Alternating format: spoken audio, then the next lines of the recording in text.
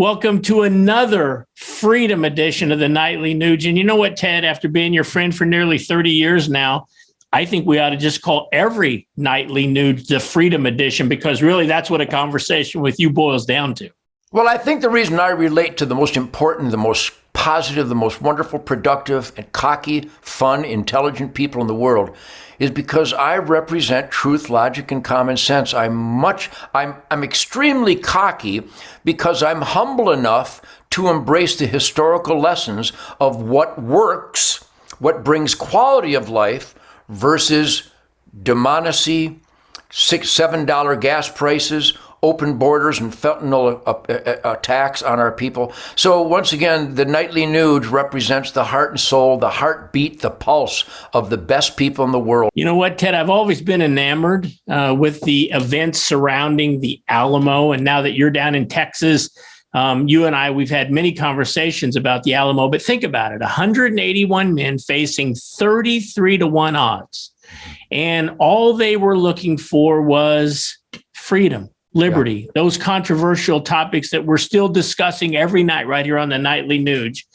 And what they did at the Alamo was nothing short of extraordinary. They lasted 13 days, and the entire time they tied up Santa Anna's army, it allowed General Sam Houston to develop a bigger army and then eventually crush the Mexican forces.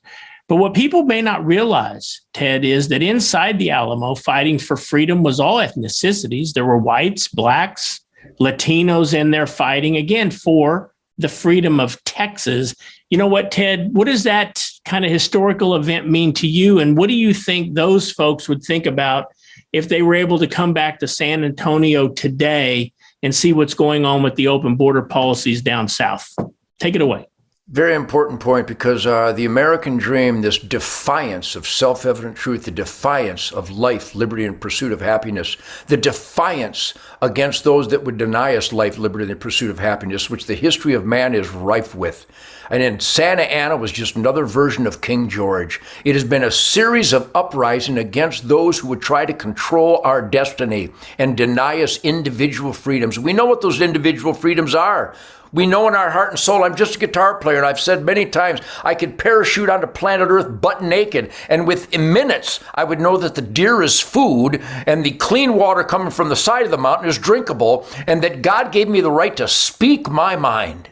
Mm-hmm. I could have wrote it down. I could have chosen my own religion and glorified the miracle of God's creation that is providing me life. I could have figured that out within minutes. Then I'd made some kind of weapon. I'd probably invented the wheel and fire, and we're beyond our way. My point is that America is a series of events where we come to face evil powers that try to control our thoughts, our words, our spirit, our work ethic, try to take from our productivity. And that's what King George did, and we punched the punk in the throat. I love when punks get punched in the throat, metaphorically or literally. And that's what Santa Anna was trying to do. Look at Mexico right now versus the United States. And I know this is not a good time to juxtapose the two countries, because under this treacherous, evil, oath-violating criminal government today, we are on the fast track to be more like Santa Anna and Mexico than we are the original United States of America. So here in Texas, there is a spirit of defiance. And I'm going to continue to celebrate that word, that spirit. Defiance, whether it's Rosa Parks on a seat down there in Birmingham, or whether it's Davy Crockett and Jim Bowie and Colonel Travis at the Alamo drawing that line. Are we going to run with the tail between our legs, or are we going to crush these monsters that would deny us our choice of life, liberty, and pursuit of happiness? I remember the Alamo, and I know I sound cocky because I am, because all Americans should be cocky. That what is written down in the Constitution, the Bill of Rights, the Ten Commandments, the Golden Rule in our heart and soul is manifested in the words of self-evident truth that our founding fathers wrote down. And at the Alamo, they did it all over again.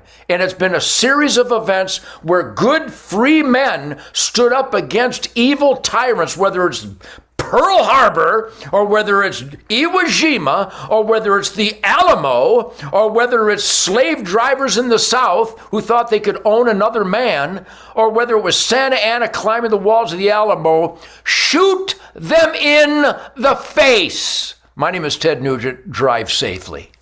You know, I love History 101 with Uncle Ted. And tomorrow night, folks, if you come back, we're going to talk a little bit about the Civil War, what went on then, Ted's take on that, and much more right here on the Nightly Nooch.